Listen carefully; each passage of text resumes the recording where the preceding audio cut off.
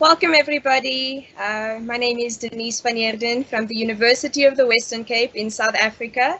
I am so happy to be here with you today.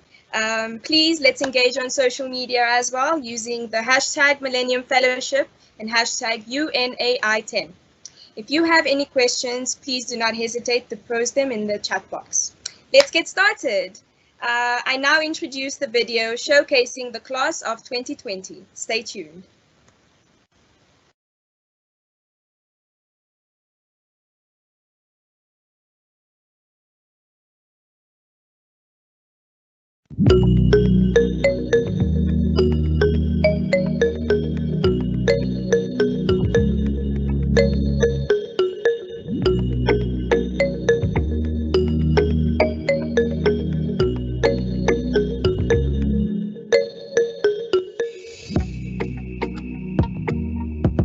The project seeks to establish green spaces in urban communities, use those spaces to foster civic engagement among residents, and teach about overcoming food insecurity, partially through gardening skills. The Africa Student Support Network is a registered community-based organization here in Uganda that advances SDGs 1 and 4, that is no poverty and quality education, through empowering potential among the African children to transform our continent. We do this through our principal programs that include mentorship, education scholarship, and entrepreneurial leadership. Third for waste is the community-based project that focus on the strategies on waste segregation and management at household level. PRAISE is essentially an organization, a project dedicated to combating racism in education and discrimination in schools and supporting minority students by creating racial literacy initiatives initiatives specifically designed to create racial awareness within schools. Tubonge is a mental health organization that was founded in April last year with the aim of creating a psychological first aid kit that, in short, would help you help yourself. Together, we are working on She, a docu-series aiming to create thought and empathy-provoking video content on diverse feminist issues. Our goal is to provide an inclusive space for dialogue while inviting a wide range of participants to share their opinions and experiences. Our project is called Slow Wardrobe, and it aims to slow down the production of clothes. The goal of this project is actually to empower the girl child and enable them to be self-reliant. Excited that I'm taking part in the Millennium Fellowship program 2020 class. One of the greatest lessons that I've learned in the Millennium Fellowship was actually the power of storytelling. I used the networking skills I learned through the Millennium Fellowship to make connections in order to find and secure the spot of Let's Grow Urban's first community garden. The leadership skills and the knowledge I've gained from the fellowship has helped me collaborate and network with people from the education and schooling sector in India and around the world. Change starts from yourself, so we usually want change to ripple very quickly outside. But we forget that we have to change ourselves from the beginning before it can ripple outside.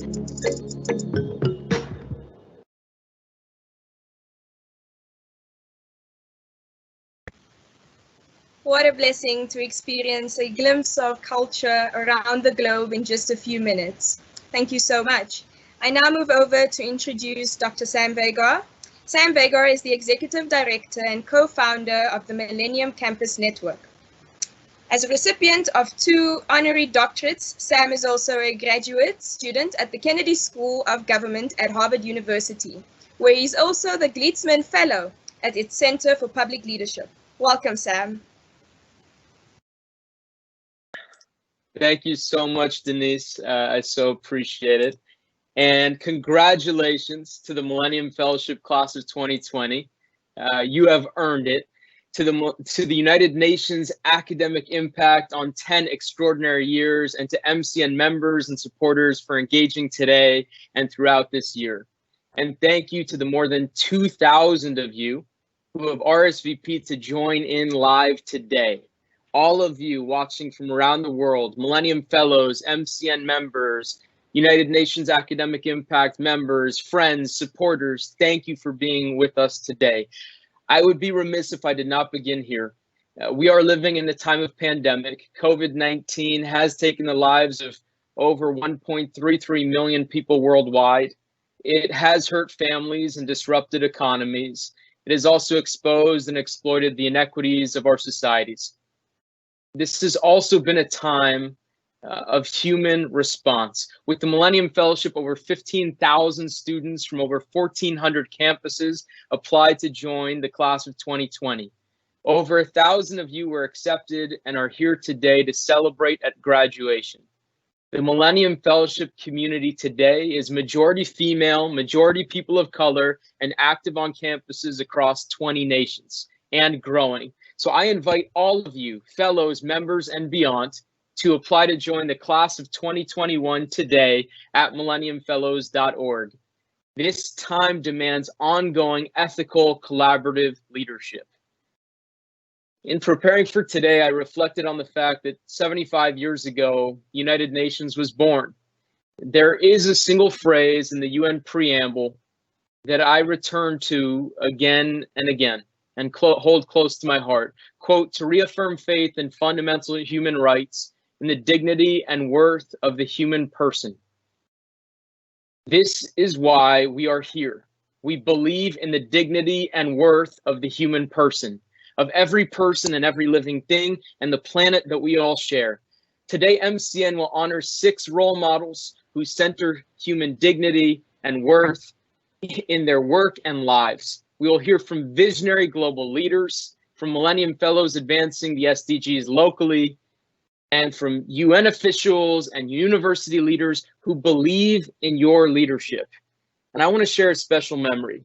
It's a warm winter day in New York in 2017. We're catching up for lunch with Ramu Damodaran, the chief of the United Nations Academic Impact. As we compare notes, we discuss a shared commitment to the role of higher education to advance UN goals. And engaging the United Nations can be intimidating. Ramu is the opposite. As we sit together that day, he asks questions, warms to our ideas, and desires collaboration. Ramu, the warmth that you shared that day with me and in every conversation we've shared build trust and make me believe in the promise of the United Nations and in our own power to create positive impact. This is echoed in our conversations with Lanice, Bo, Brenda, Omar, the entire team at the United Nations Academic Impact. To me, UNAI is one of the most significant initiatives within the United Nations system. It makes the UN relevant and resonant to an entire new generation of student leaders and to campuses worldwide. It is our deepest honor at MCN to partner with the United Nations Academic Impact to present the Millennium Fellowship together to elevate student leaders, championing the Sustainable Development Goals in this vital time. We congratulate the United Nations Academic Impact as this marks to the day your 10th anniversary of engagement with students and campuses across the globe. And we congratulate each of you on the team that works so hard to center the role of higher education in driving forward our shared agenda. As Rebecca Riccio of Northeastern University says, this is a time, quote, not just of leading for the Sustainable Development Goals, it is a time to live the goals in our daily lives. Thank you to the United Nations Academic Impact, and thanks to UNAI, Millennium Fellows are supported in living these goals as they connect classrooms with communities. Ramu, congratulations, and it is an absolute honor to celebrate today with you and your team. The floor is yours. Welcome. Thank you. Thank you so much, Sam. And on behalf of Lanice Collins, Omar Hernandez, Bo Lee, Brenda Wawa, and our wonderful interns, Davida Mosung and Peyton Jackson, thank you, thank Noha, and all the wonderful support that we've received from you as we developed this program together. Sam, you used a very powerful phrase just now about the promise of the United Nations. And that struck me because I think when an organization is 75 years old, you might legitimately expect that it would have had a chance to fulfill the promise with which it was established. But the reason we have not fulfilled, so to speak, but still have a promise ahead of us is due entirely to your generation and to the succeeding generations, another phrase from the Charter, that you have empowered.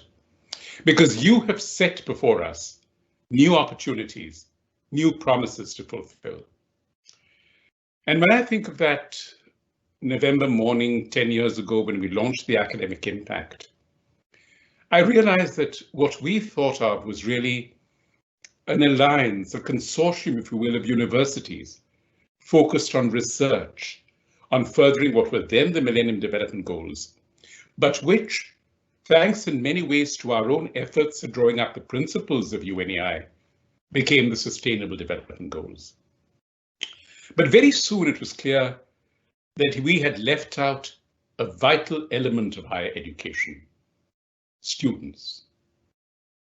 And so a year or so after the Academic Impact began, we created Aspire, which was the idea of action by students to promote innovation and reform through education.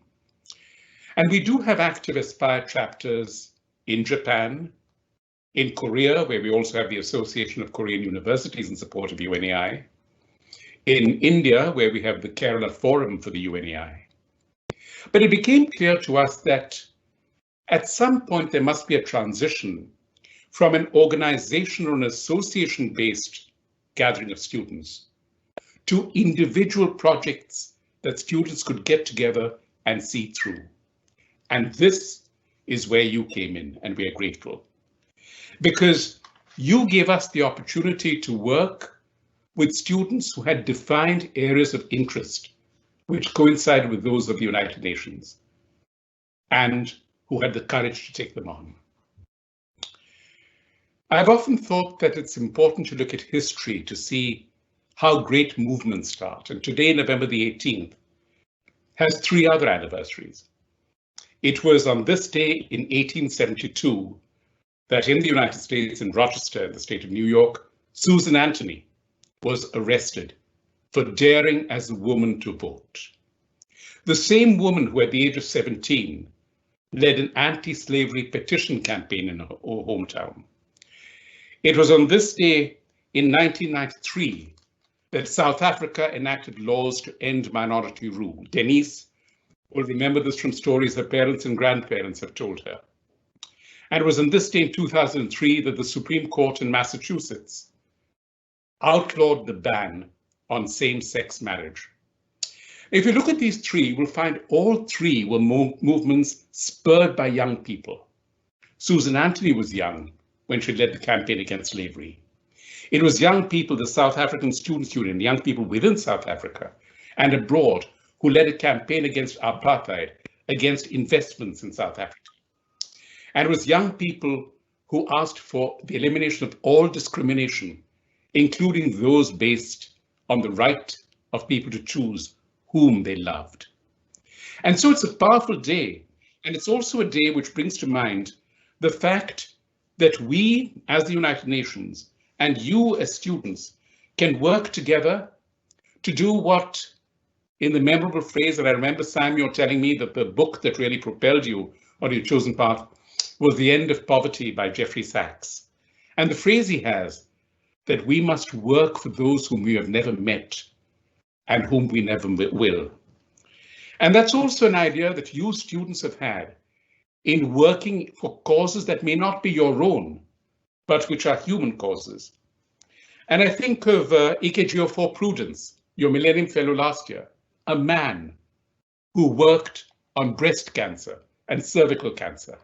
And last night, as buildings around the world were lit up in teal blue to build up the awareness on cervical cancer, I thought of men and boys like him who extend their care and compassion to areas they will never themselves experience. I'd be remiss if I did not thank the leadership of the United Nations that has given us strength and power, Secretary General Antonio Guterres and his predecessor, Secretary General Ban Ki-moon, who launched the academic impact, the successive Undersecretaries General in the Department of Global Communications, including our current one, Melissa Fleming, and the Director of our Outreach Division, Meher Nasser, who joined us when we were barely 2 months old and who saw us through toddlerhood and teething, through travails and tantrums, and through tenacity and triumph. So that's been the journey that we have had today, and we're immensely grateful for your support, your energy, and for making us a part of your family. It is now my privilege to introduce the Secretary General of the United Nations, Antonio Guterres. On the 10th anniversary of United Nations Academic Impact, I congratulate its member institutions on their contributions and commitment to advancing peace, human rights, sustainability, and global citizenship. In the first decade, this initiative has created a vibrant network of students, scientists, researchers, think tanks, higher education institutions, and educational partners in nearly 150 countries. Its hubs for the Sustainable Development Goals and its Millennium Fellowship program have helped to advance intellectual social responsibility. Today, your efforts can be especially useful in overcoming the COVID-19 pandemic, addressing the climate crisis, and promoting digital cooperation for the common good. I encourage you to bring your best energies and ideas to these challenges as we strive to develop vaccines, combat misinformation, and achieve climate neutrality by the year 2050.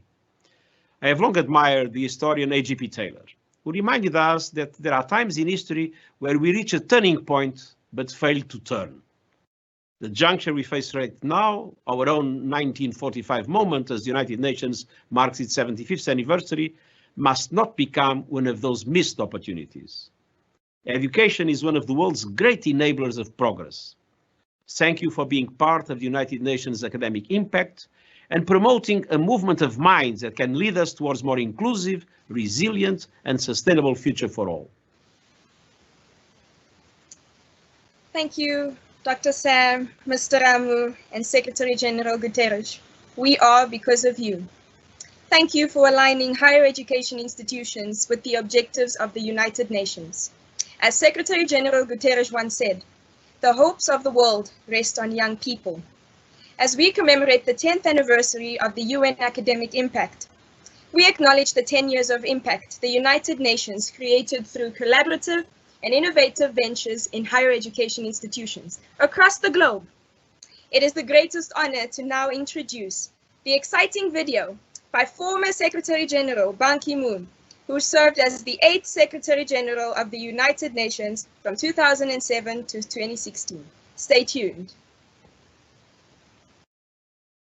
The United Nations Academic Impact was created 10 years ago as a dynamic platform for the energy, innovation, and creativity of scholarship to work with the United Nations in a culture of intellectual, social responsibility.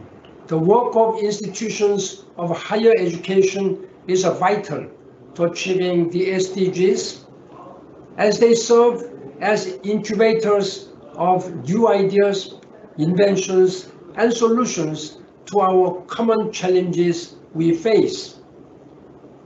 As we celebrate the 10th anniversary of the United Nations Academic Impact, we are grateful for its contribution to transformative impact on a global scale. Today, we are also celebrating the graduation of the Millennium Fellowship class of 2020. Cognizant of the fact that change starts in our own communities, UNAI's partnership with the Millennium Campus Network, MCN, a global student movement to address humanity's greatest challenges, started in 2018 with a goal to engage and empower young leaders so that individual action at the grassroots level will echo around the world and inspire others to do the same. With only 10 years left for us to achieve the SDGs, 2020 is ushering in a decade of ambitious, accelerated action to deliver the goals by 2030.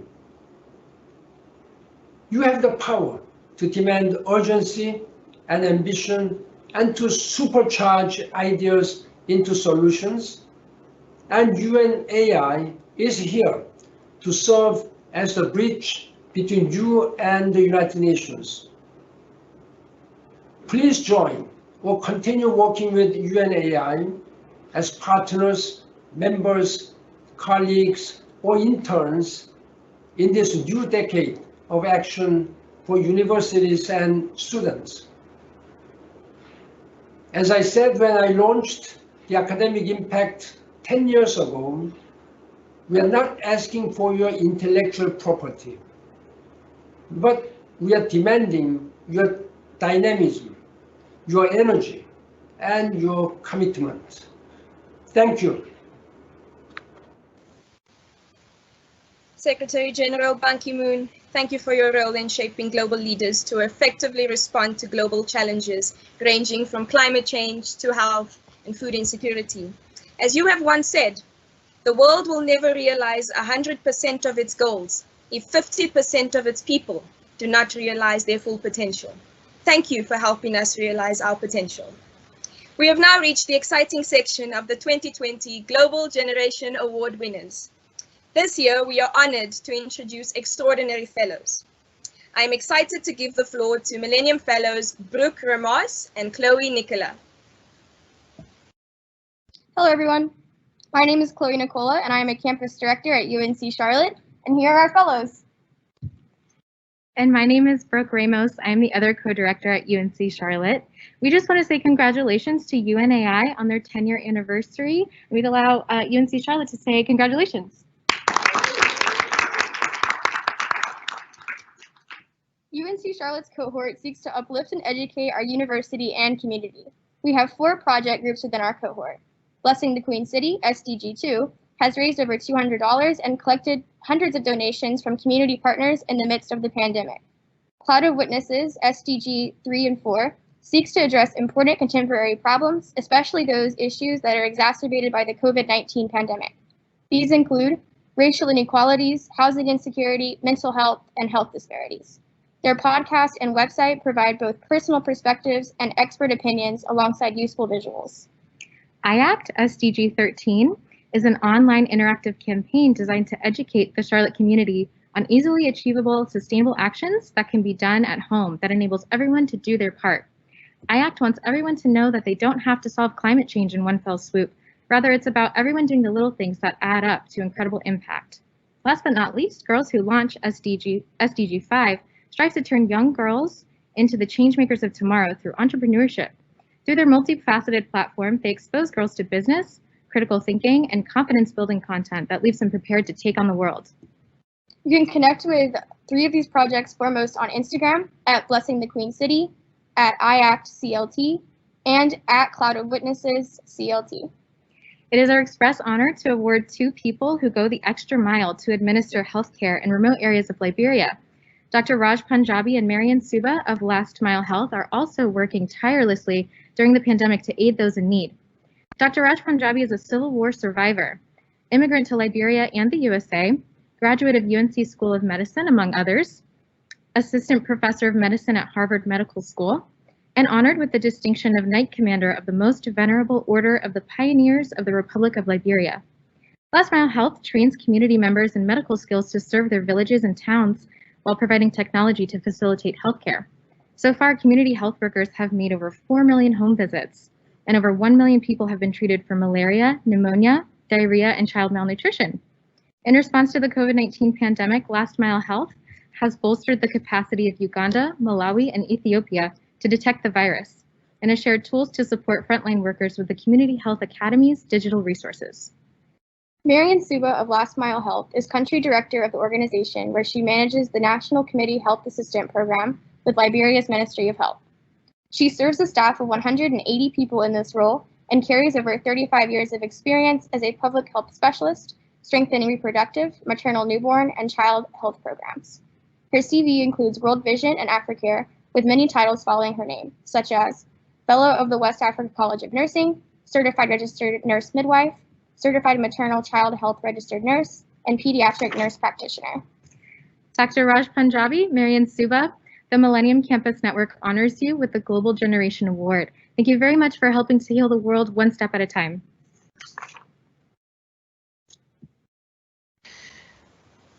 Thank you so much. Let me say thank you. Thank you. Should I come in now, Denise? Absolutely, Mr. Raj. The floor is yours. Okay. Well, let me say thank you, and it's particularly meaningful for me to be here with Marian, a fellow health worker, and also to hear from Charlotte, where I spent, in North Carolina, the second part of my childhood after fleeing here from the Civil War in Liberia, and also to see my friend Aya and Sam on. Thank you, and let me also say thank you to the Millennium Campus Network, to the UN Academic Impact effort. I mean, it's a really significant leadership just to hear your reflections, Ramu, and also to the Millennium Fellowship. Marian and I want to congratulate all of you on your graduation. And I want to just start with a quick story. This summer, I came home after testing patients in a COVID-19 clinic where I was forced to reuse the same gown all day. And when I got home, I didn't want to risk infecting my family. So I took off all my clothes before entering the front door. Now, my children were amused, but I was worried. And I have been even more worried for my fellow health workers around the world. Without masks, community health workers knock on doors in the poorest neighborhoods to find COVID-19 patients. Without face shields, midwives try to deliver babies in community clinics. Without gloves, nurses canoe across rivers to deliver vaccines to families in the rainforest. Now, we applaud frontline health workers as heroes. We respect them, but don't protect them. Over 7,000 unprotected health workers have died from COVID-19. We pray for them, but don't pay them. over $1 trillion of work by women in healthcare, many as community health workers, nurses, and midwives, goes unpaid. You know, we welcome, Marion and I, as many of you have, the news of the new COVID-19 vaccines. Yes, we can tell you as health workers that vaccines can save lives. Yes, vaccines can speed up economic recovery and get us back as close to normal, back to our lives. But no, vaccines will not be a magic bullet, because vaccines don't deliver themselves. Health workers do. Marion's a nurse, and I'm a doctor. We are health workers. So today we are honored to accept the Global Generation Award, not only as recognition of our team at Last Mile Health, but as a call to action to support health workers. When epidemics like smallpox and polio threatened to bring humanity to its knees, community-based health workers did not surrender, as you know.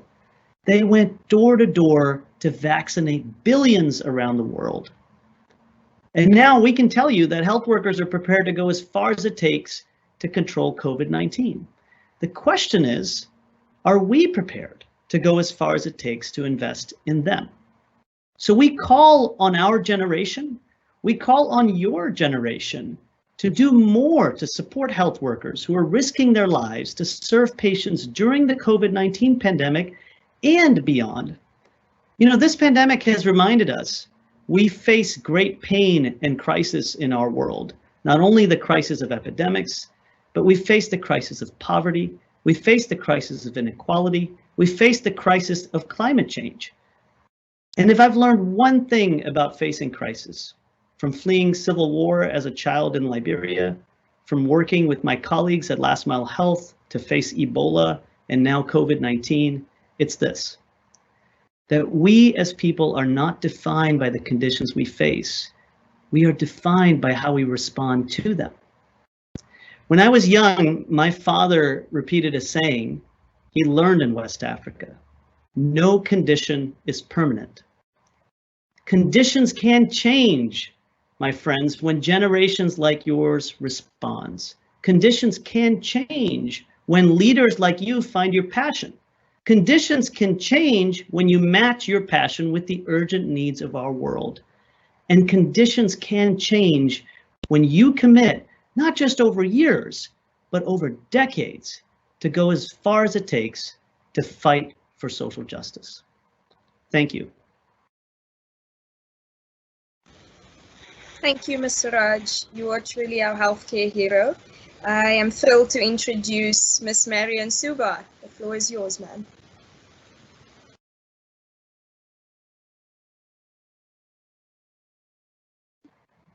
Marion, I think you're on mute. The famous words of 2020. Yeah, I want to thank the Millennium Campus Network, the United Nations Academic Impact, the Millennium Fellowship for this invitation. It's an honor to be selected and then accepted, which I accept this award with great humility, especially on behalf of all of the community health workers of the world. I want to also congratulate our 100 Millennium Fellows who are graduating today and going on this lifelong journey of making the world a better place. I understand that there are 4 Liberians, so a shout out to you. We need you in Liberia. I want to take a few seconds to reflect on my journey as a professional health worker. And I always remember the definition of health from WHO, where it goes further than saying that health is not only the absence of disease, but we look at well-being, we look at balance, and we look at harmony. I also note the importance of community health in making that balance, that harmony, and that development. Throughout my career, I have always seen the awakening of communities, and I've been motivated to work with them. I have learned that clear communications, a shared goal, culture, values, strong leaderships, which are key elements of communities, are what is needed to move people from poor health to good health, from underdevelopment to development, which I call justice. That is why we at Last Mile Health invest in community health workers to promote that well-being and connection, the human rights and justice. Community health workers are trusted members of their community who serve the daily health needs of their neighbors. They can refer if they need help with their interactions by supervised professional health workers. After being trained, these common people from these remote communities possess skills and knowledge, not only for conducting health education activities or health promotion or doing routine visits, but they are equipped with medicines. They have a test kit and they can do malaria tests. They have antibiotics that they administer correctly for pneumonia, and they even have contraceptives to help our mothers. Also in Liberia, they have smartphones because they are all digitalized, which they use not only for data collection, but also have videos where they can study and share information. I'd like to tell you about one community health worker that I thought about and that I thought really display what WHO talks about when we talk about health being, well-being, balance, and not just the absence of disease.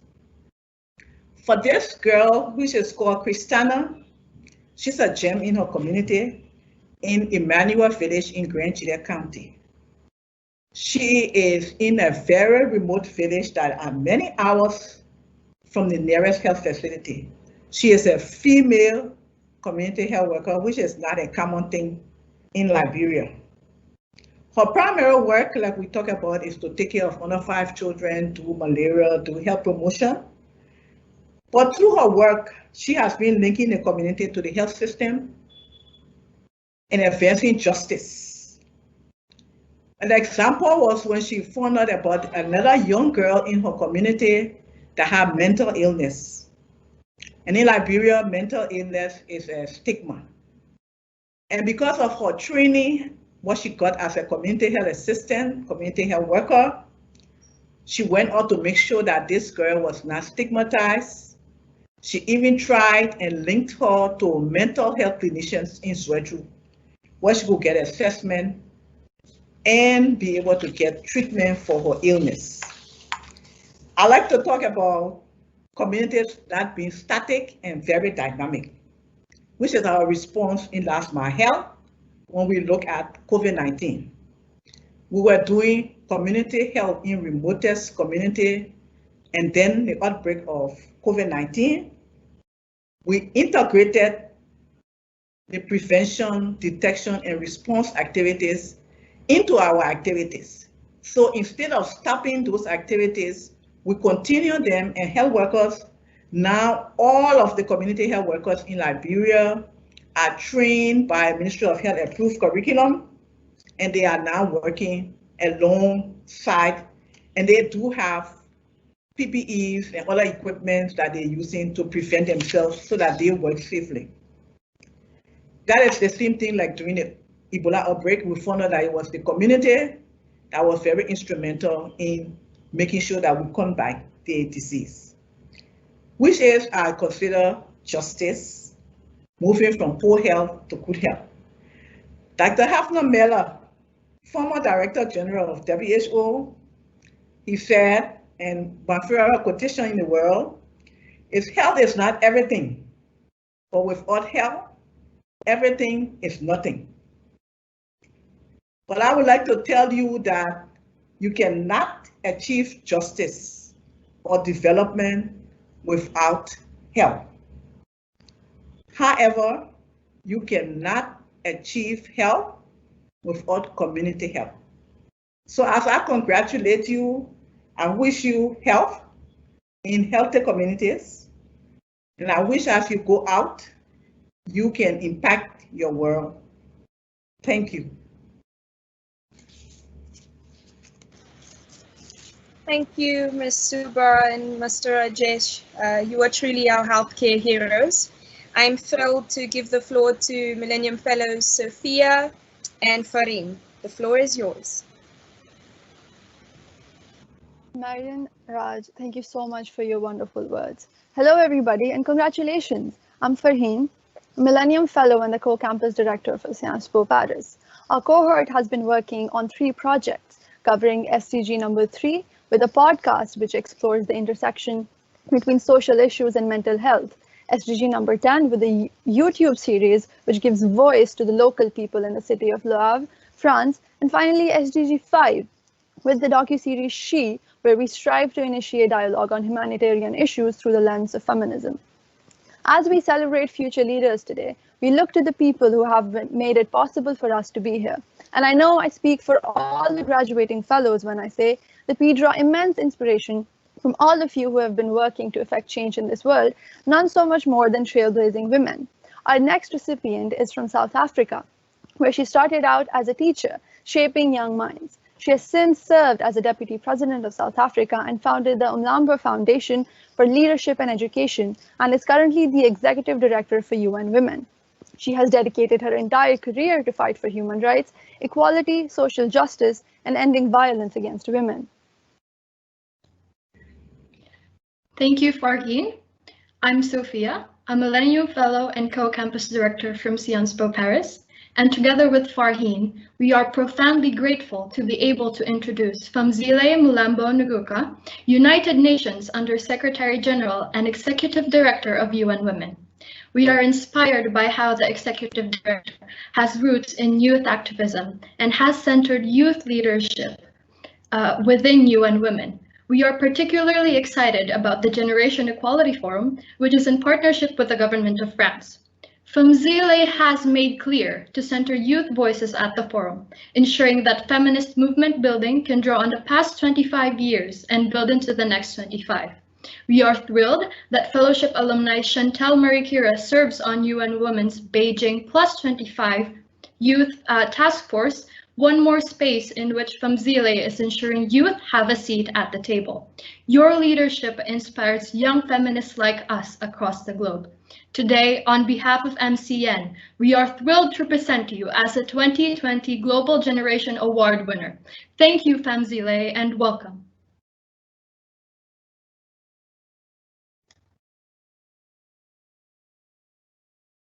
Your microphone is muted, ma'am. Microphone on, please.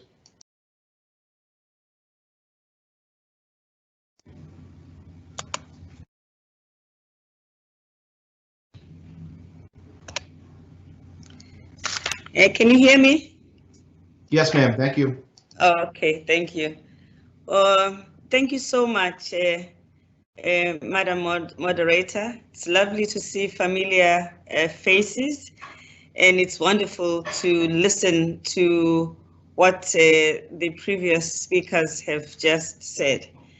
I want to thank the Millennium Campaign Network for the distinct honor of the Global Generation Award, which I didn't see coming, because I just know there are just so many wonderful people that you could have honor. So I'm really thankful for this honor.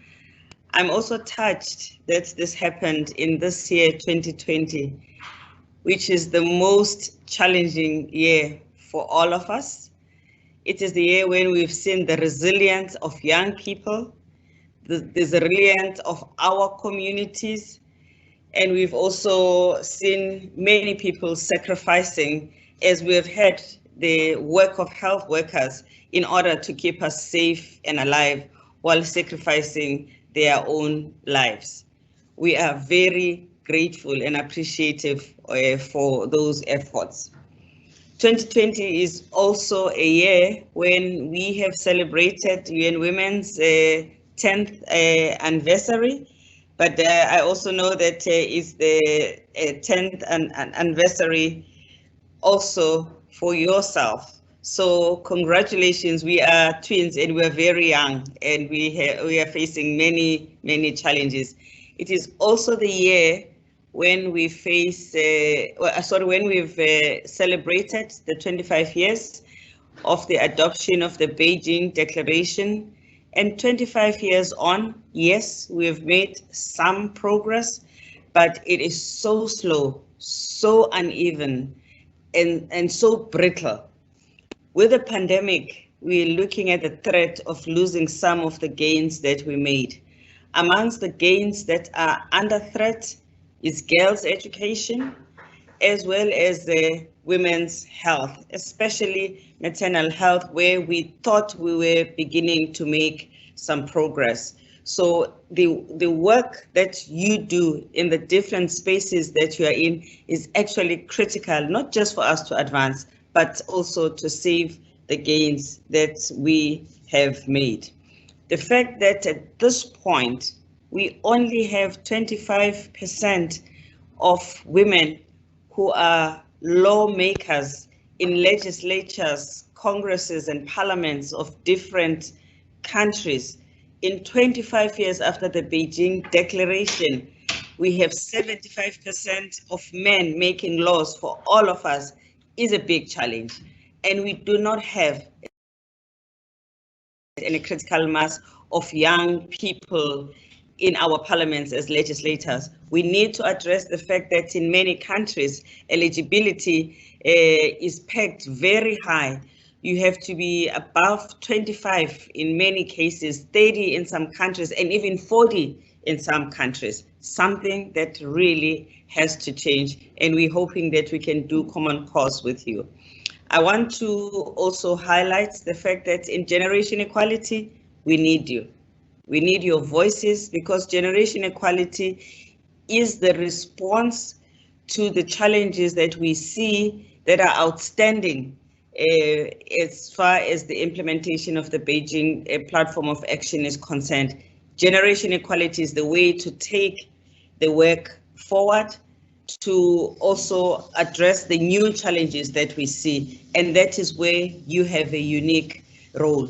So I would like to end by just inviting you and asking you to embrace generation equality and to inform and shape it so that we can make sure that we benefit from the insights, the wisdom that you have. It is an intergenerational effort, and you have to stand on our shoulders so that you can see very, very far. Some of us are old now and it kind of tired-ish, but we can still provide the shoulders for you to stand on and look much further than we can ever see.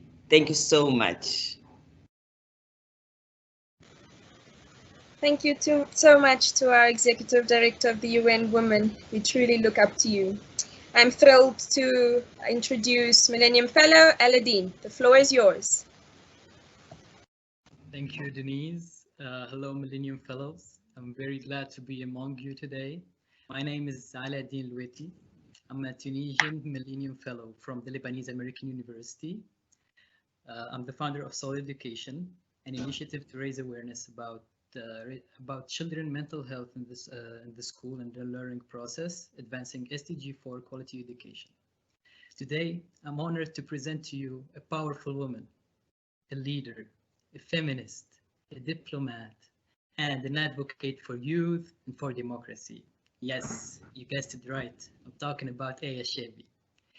Aya devoted her last decade fighting and empowering youth by presenting and doing work in the social life. Aya is the founder of multiple platforms such as AfriZist and the Africa Youth Movement in the purpose of empowering youth and positioning them and supporting their work. When you ask Aya about being African, she might say, and I quote, "I'm not African because I was born in Africa. I'm Africa because Africa was born in me." So in recognition of her amazing work and in her empowering youth, Aya is appointed as the first African Union Special Envoy for Youth, and she's the youngest senior member in the African Union Chairperson's Cabinet. Awards are not a new concept to Aya, as she was awarded before in the 2019 Gates Foundation Award, Also, she was named in Forbes 50 as Africa's 50 most powerful women. So on this occasion, on behalf of the Millennium Campus Network and with support of Millennium Fellows, please join us celebrating Aya as a 2020 Generation Global Award winner. Welcome, Aya, and thank you so much. Thank you so much. Can you hear me? Can you see me? Okay. Yeah. Ale, how old are you? Ale, 19. You rock, my brother. Thank you, Aya, thank you. You're amazing. And I just wanted to also say, we stand on your shoulder, Mama Pumzile. Thank you for inspiring us and championing intergenerational generation equality. And we really stand on the giants of our continent like you. So humbled to speak after you. But I'm so excited. What's up, Millennium Fellows? It's just so amazing to be surrounded by change makers from around the world. There is so much power, so much energy and inspiration when we all come together in one space. And I really hope I can bring a little bit of that energy virtually from Addis Ababa, where I am right now. And it's evening time here. So let me start by thanking the Millennium Campus Network for such an honor and for the recognition with the Global Generation Award. For Denise and Alauddin and other fellows of African descent, I really dedicate this award to you. You are the role models of our continent. You have first-hand experience on what COVID-19 has done to us in Africa, to our livelihoods, to our mental health, because this year has been tough, really tough, and yet young Africans are resilient and thrived out of this crisis stronger. So this award is a recognition to African youth leadership, especially during this pandemic. I want to also really sincerely thank Sam for amazing work you're doing with passion and integrity, so much empathy and kindness as a person and as a leader. And I want to thank my team. I'm grateful every day for the young people across the continent and the diaspora who volunteer their time and genius to serve with me this mandate as Youth Envoy, to advocate for youth rights and to co-lead and drive impact. I think it's sometimes hard to stop and celebrate our impact because we're so immersed in action. I have never been as sleepless in my life as the past 8 months because I wake up every day thinking of the young person I need to support, the youth voice I need to amplify, the youth policy I need to push for. So thank you for giving us all this moment of reflection.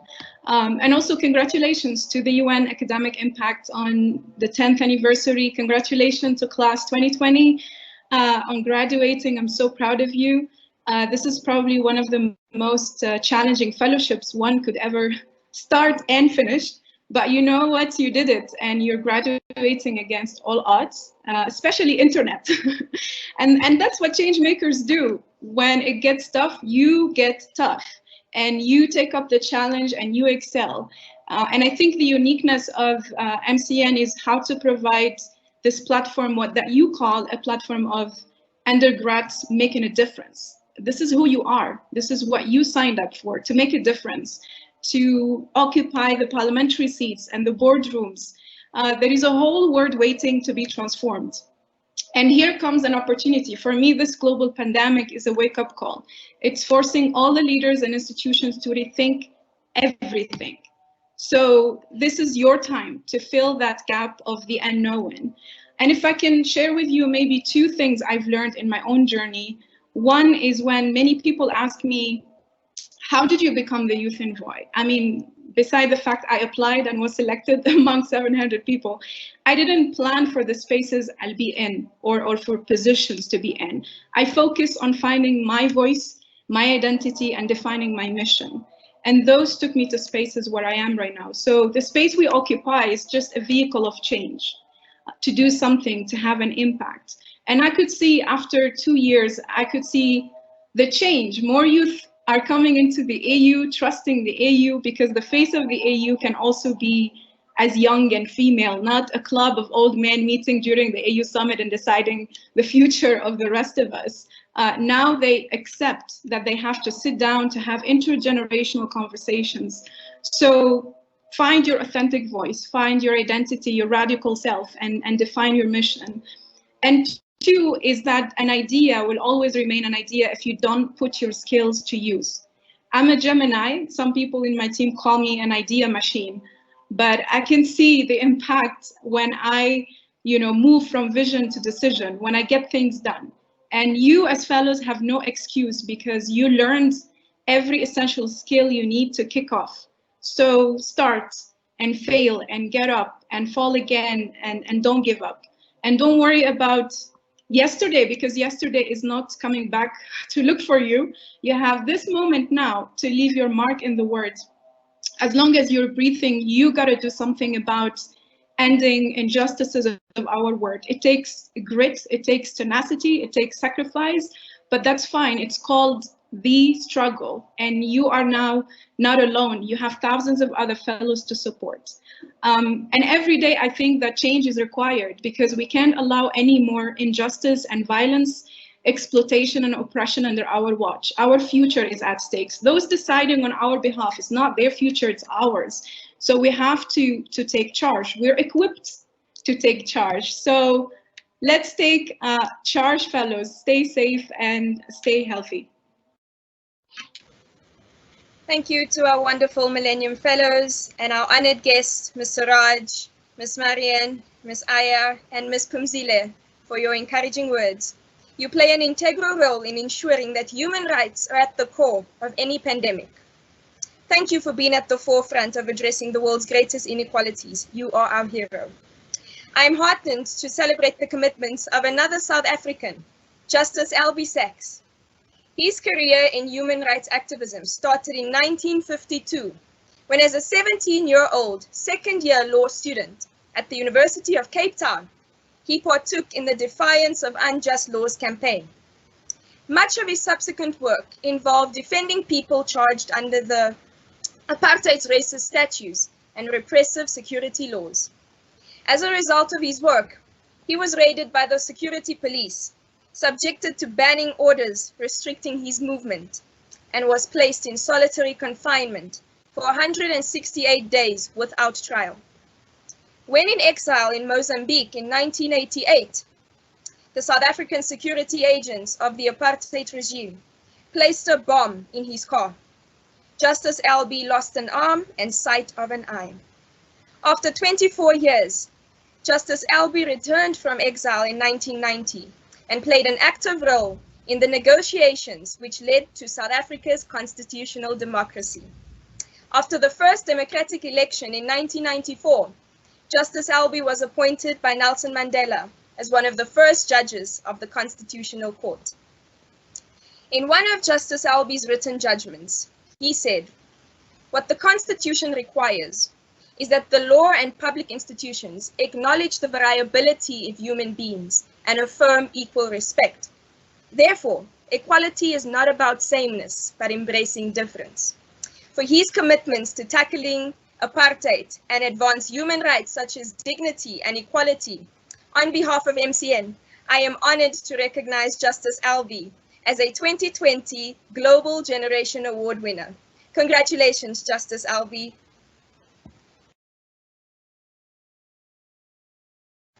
It's not fair. You can see me and I can't see you, but that's what happens. I've got other engagements this evening. I so wish I could be with you to receive the award directly. And what's making it even more unfair is I want to say thank you to Denise for saying lovely things about me, but I haven't even heard what she said. So you'll hear me after Denise has said nice words about me, thanking Denise. I think she'll say nice things about me. What's more important though is we have a very, very lovely connection, and that's with the University of the Western Cape, where Denise did much of her studying, and where I sent all my papers that I took back from exile about how we created the foundations of our constitution, where I donated my artwork. Why? Because the University of the Western Cape was the University of Struggle in South Africa. Out in the bush, as it was called, people of color meant to be kept away from nasty white people like myself, and they in fact became a center of struggle against apartheid, and Denise is in that tradition in another kind of phase, because that was the phase of police invasions, tear gas on the campus, people being picked up, people being tortured. You don't have to go through these epic things today, but you do have to struggle. That's what I would say. That's what I would advise you in terms of your graduation. As I congratulate you, carry through the values. From these programs, you get skills, very important. You get confidence, exceptionally important. You get networks, also very, very valuable. But above all, you get values, certain core values.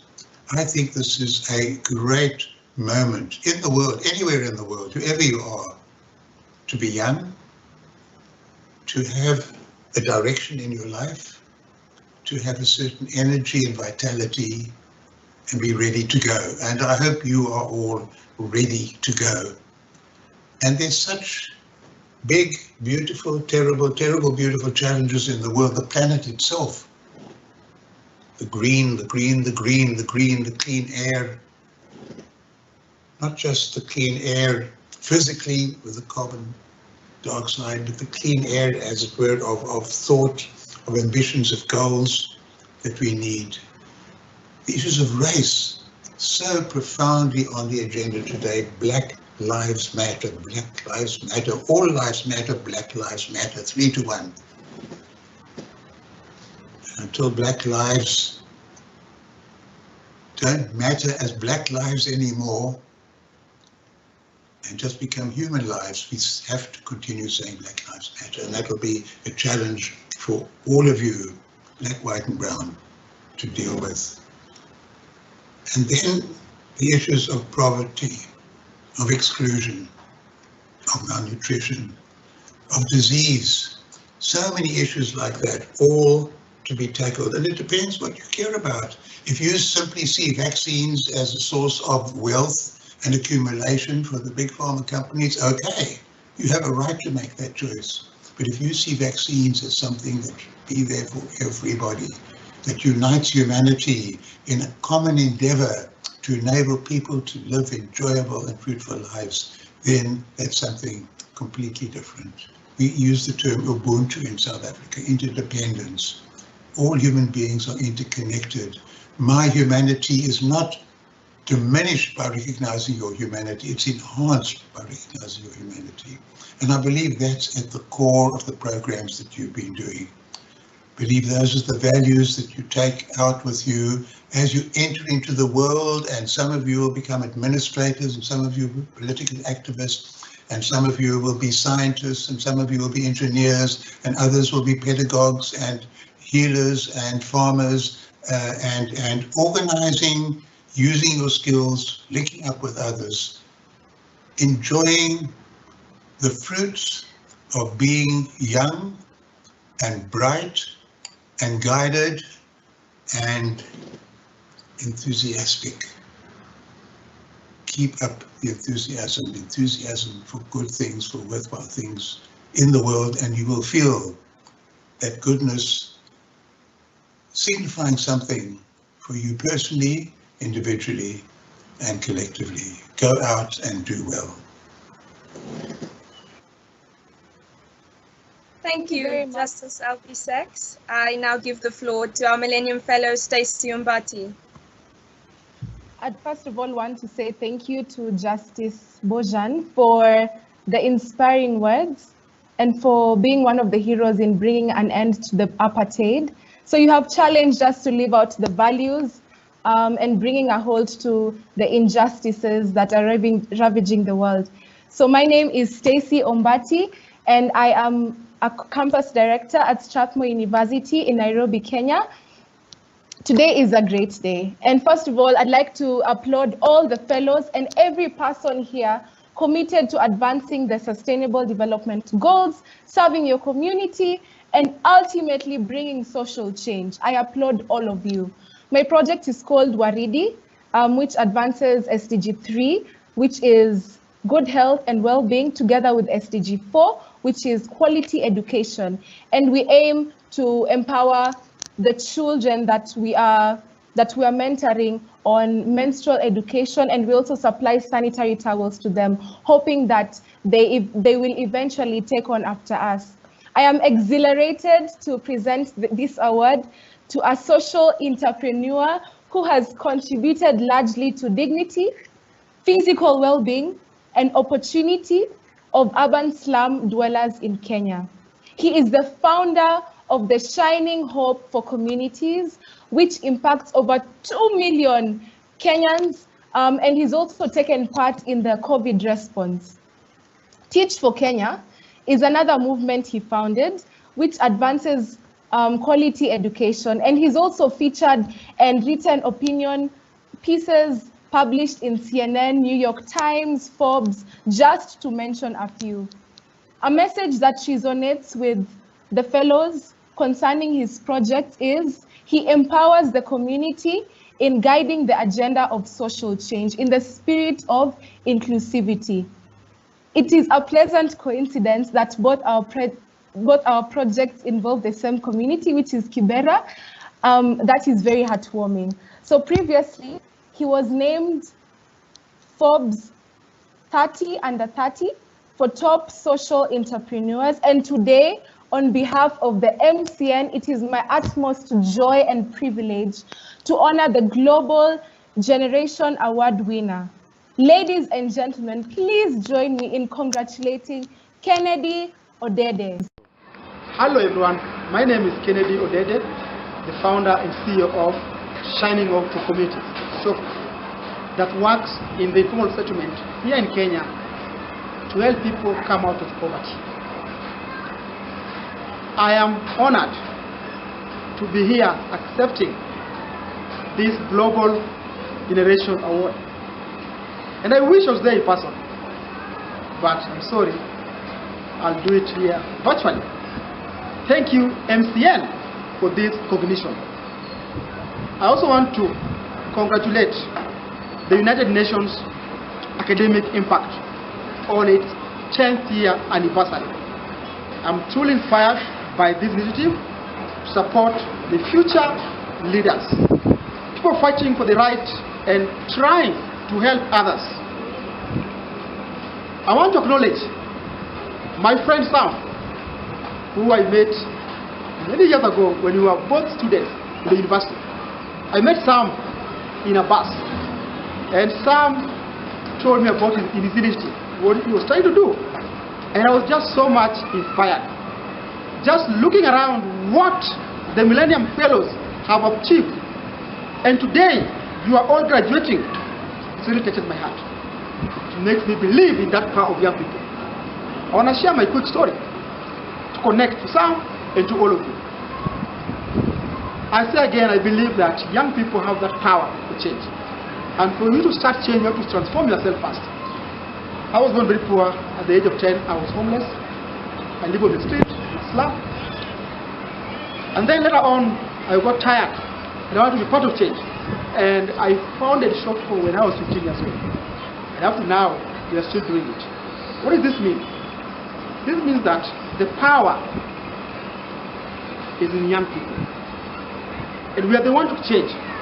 And I believe that right now, young people are needed more than before. The world needs them. This is a time to stand up. This is a time to push those ideas. This is a time to dream and make the dream come true through hope. So many of you are also working hard to create change and build a better future. I encourage you to continue to journey building social impact, careers, and I want to wish you the best. Again, it is not easy. Don't give up. I wish I had MCN. I wish I had Millennium Fellows to support me. Get to know each other, talk to each other. It's not all the time roses. Being an entrepreneur is something tough. I want to wish you the best, and I hope you are going to have a bigger impact in this one. Thank you so much. Thank you very much. Thank you, Stacey and Vati. Joining us next is Mr. Stephen Fox, who will be introducing the Millennium Oceans Prize. Mr. Steve is the CEO of Think Impact, where he helps to manage a portfolio of nearly 200 social enterprises at different growth stages in different sectors ranging from agriculture and health to tech and education.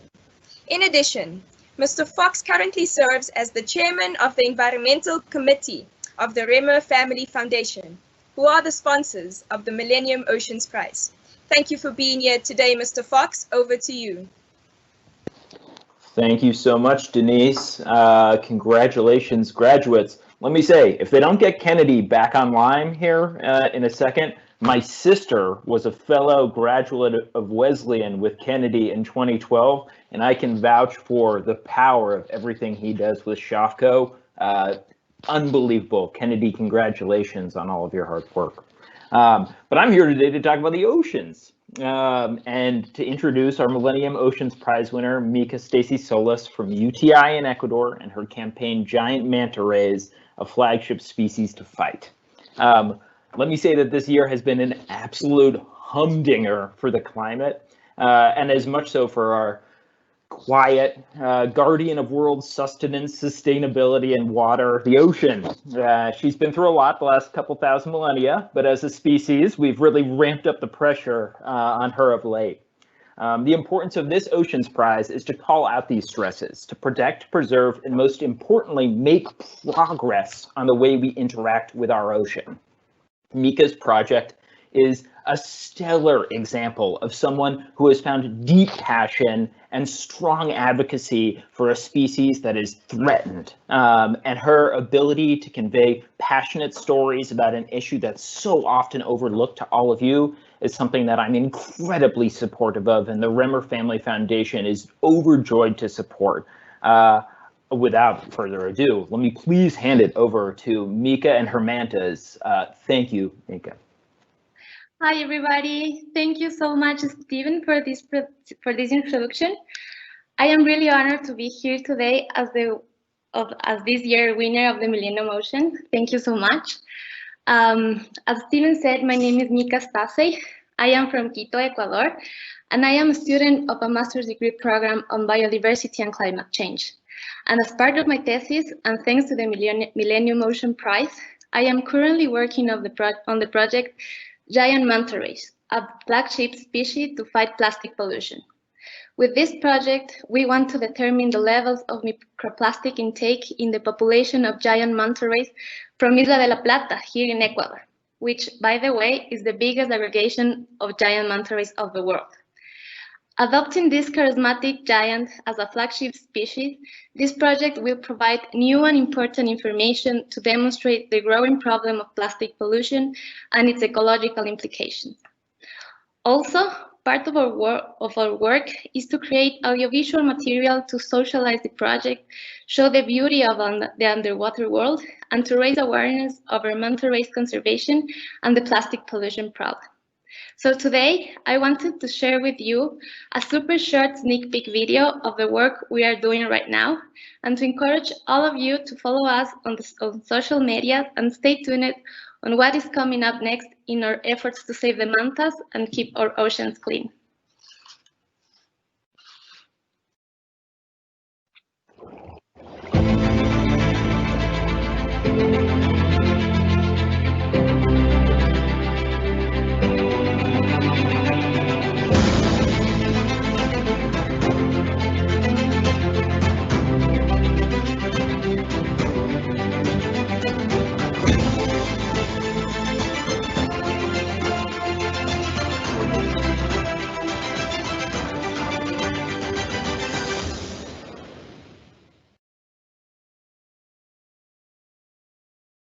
And thank you so much once again.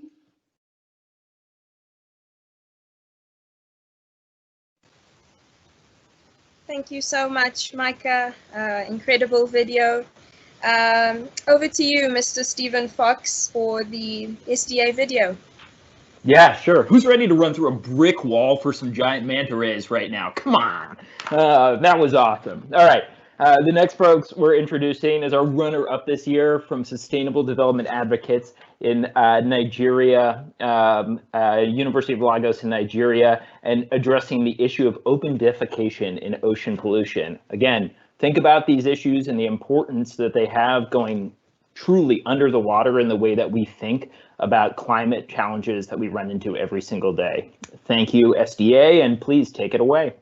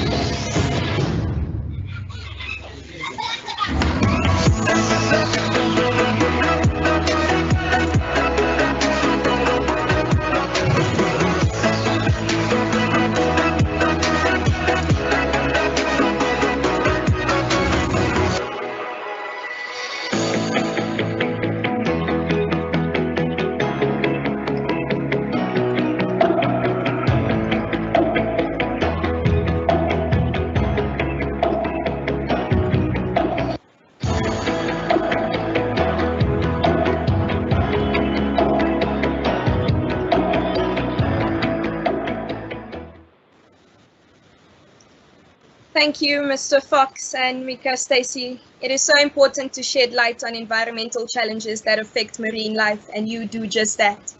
Fighting for justice and equality would be futile if we do not have the environment to live in. Thank you for your inspiring and amazing work. In addition to student leadership, we also rely on our universities to promote youth activism. Here to share a few words with us is the director at Sciences Po in France, Vincent Ferté. Mr. Vincent, we are truly honored to have you in our limelight today. The floor is yours. Thanks a lot, Denise, for this kind introduction, these nice words. Meet the Executive Director of MCN Sambagar, Mr. the Chief of United Nations Academic Impact, Ramu Damodaran. Dear scholars, dear Millennium Fellows, it's a great pleasure for me to join you for this ceremony. If I understand well, actually, we are celebrating 2 anniversary, the 10th anniversary of the UNAI and this graduation ceremony. On behalf of Sciences Po, on behalf of the Dean of the Undergrad College, Professor Stéphanie Ball, I would like to congratulate you all for your engagement, for your patience, and for your willingness to have an impact on the world you are living in. I'm proud of you. I'm proud of the students of the Europe-Asia campus of Sciences Po who have decided to engage in community projects with a local impact. At Sciences Po, we have decided to bet on the importance of extracurricular activities by creating the civic learning program based on community service and social entrepreneurship. This program has been implemented because we believe that humanities and empirical experiences have to play a central role in education, whatever the specificity of the curriculum you have chosen, be social sciences, be engineering, be hard sciences. Leonora, Farin, Ashley, Camille, Fanine, Lina, Kira, Tanvi, Lucas, Joaquin, you are an example, and you embody perfectly what we aim at doing at the universities, providing students with an holistic, pluridisciplinary, and humanist education. You will evolve in a very changing environment. What you will learn at school within the classroom is absolutely necessary since you get the fundamental knowledge and the methodologies to think critically. But trust me, what will make the difference when you will be asked to take decisions? It's all the ground experiences that you will have accumulated over the years. Of course, this program has helped you to better understand how to apply the Sustainable Development Goals, which are unique and a powerful frame for a global action. Of course, this Millennium Fellowship training has placed you in a network that I hope you will have the opportunity to fuel and keep maintaining these human interactions in the future. But above all these contents, all these experiences have give you the sense of responsibility. It's not something that you learn in textbooks or on PowerPoints. It's a value you will discover the importance throughout the years by exposing yourself to the others, by choosing to be surrounded by diversity. So keep going beyond your comfort zone, keep fueling your curiosity. I wish you lots of success in your future projects. Take care of yourself, and again, congratulations to you all. Mr. Vincent, thank you for your integral role in shaping students to be global citizens committed to social responsibility. As Ban Ki-moon said, our universities serve as incubators of new ideas and solutions. I now turn over to the inspiring video from our higher education professors from Al Razi University in Yemen. Stay tuned.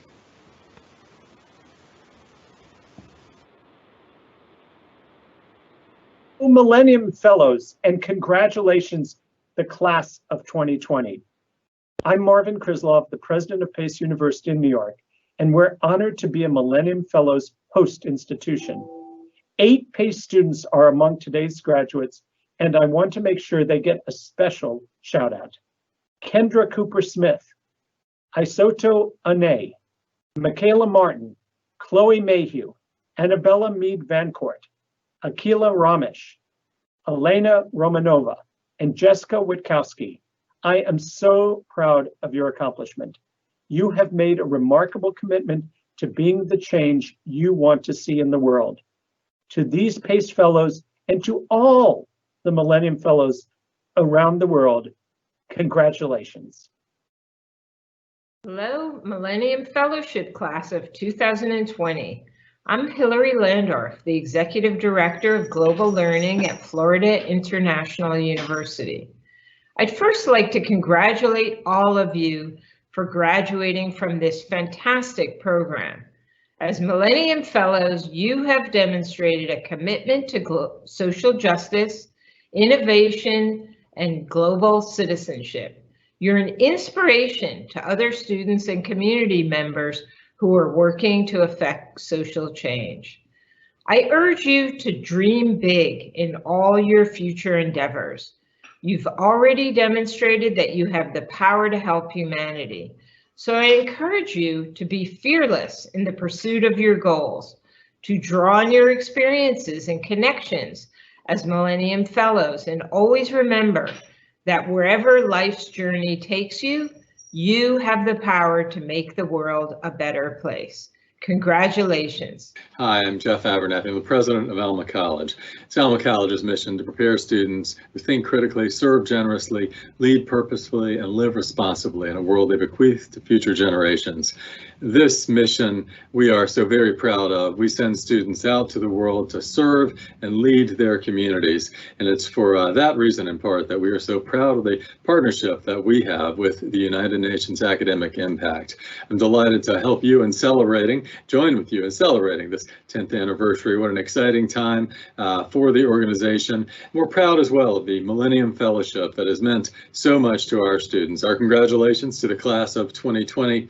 I can tell you that the Millennium Fellows here are doing incredibly important work right here in Alma, Michigan, this small rural community in the middle of our state, and now out across the world as they have graduated and gone on to lives of service and deep impact on their communities.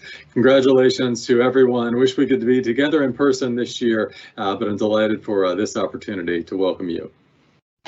Hello everyone, my name is Dr. I am from Yemen. I am the UN Academic Impact and Millennium Fellowship Coordinator at Al Razi University, Sana'a, Yemen.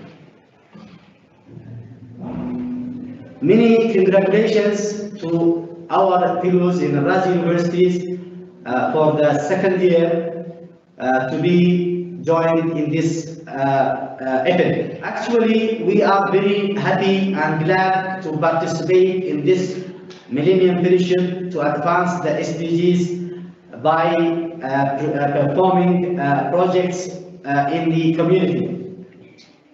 Our students are conducting nowadays several projects, for example, to prepare an application, electronic application to be called a digital blood bank for people who need blood in hospitals. The other project is to promote and produce awareness and advocacy for and other winter diseases spread in our country. I advise all universities all over the world to join the UN Academic Impact and makes their students to join the Millennium Fellowship so that they can share and contribute in advancing the SDGs by 2030.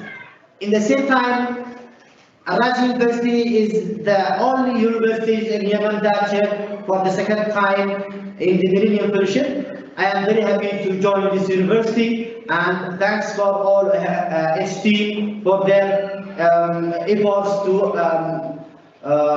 succeed in performing the Millennium Fellowship 2020 class.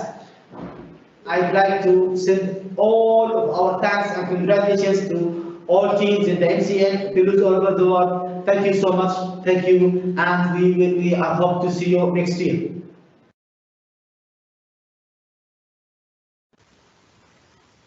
Thank you to our honored speakers. We are truly refueled to connect with our universities and take our social impact further. Millennium Fellows, I invite you to share your experience here today and in the Millennium Fellowship on social media using the hashtags. Before I turn over to the alumni update video, I would just like to make a note to everyone that Mr. Kennedy's video could not successfully retrieve its audio. So that will be shared on social media. So please make sure to follow MCN at MCN Partners and UNAI Impact. I now turn over to the alumni update video. When we think of the road ahead, I hope we can look back at our time as these Millennium Fellows have. Stay tuned. Time management, networking, confidence, communication. Millennium Fellowship has been beneficial in numerous ways. The most pertinent thing to point out is the heart to serve and volunteer. I saw myself grow as an advocate and leader in service when working with fellows and my co-director. It gave me a new perspective on our community and on what life is like for those people who are often overlooked. So it really changed the way I see the world and my role in it. To the fellowship, it was the one thing that allowed me the patience and awareness and fortitude to continue moving forward, even if it just meant completely changing courses. If it weren't for the connections built in this program, I don't think I would have been able to carry out my project, my work in advocacy, and my time for service outreach. So my advice for young fellows who are also working on social change is never stop the good work, because there's sometimes you feel your impact is too small or you have this burden when you try to expand your impact. But the reality is there's no big or small impact. There are people in every corner of the globe who have different ideas and they have different passions, but ultimately we all want to come together to try and help people in a similar manner. And I think that is one of the best reasons to become a Millennium Fellow, because that is a really amazing thing to achieve. Just imagine thousands of people doing the same good work you're doing in trying to make the world a better place. So your impact is not negligible. And when you think of expanding, collaboration will definitely come.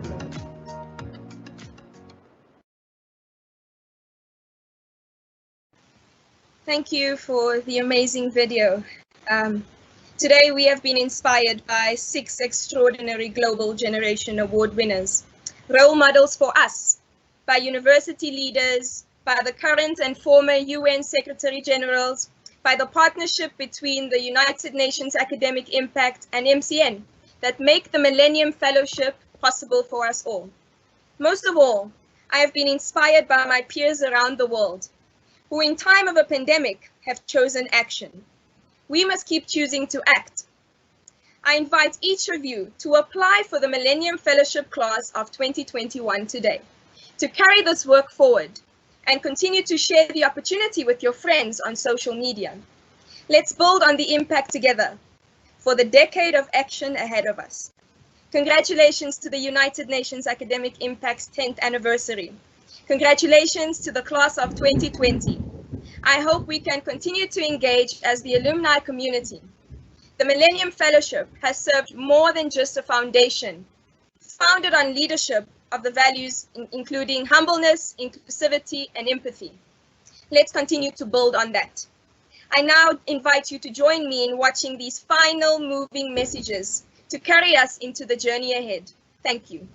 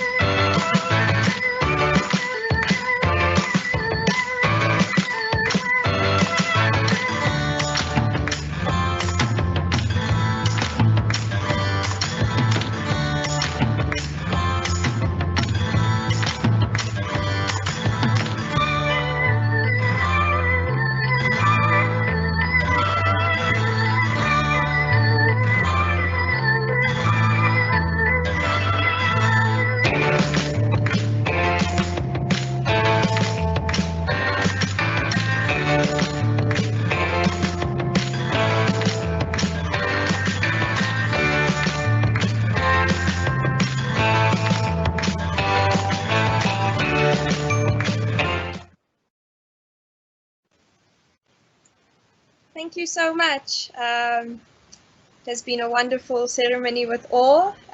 Once again, I invite everyone to apply for the class of 2021. Once again, congratulations to the United Nations Academic Impact and the Millennium Fellows. May everyone have a blessed day. Thank you so much. Goodbye.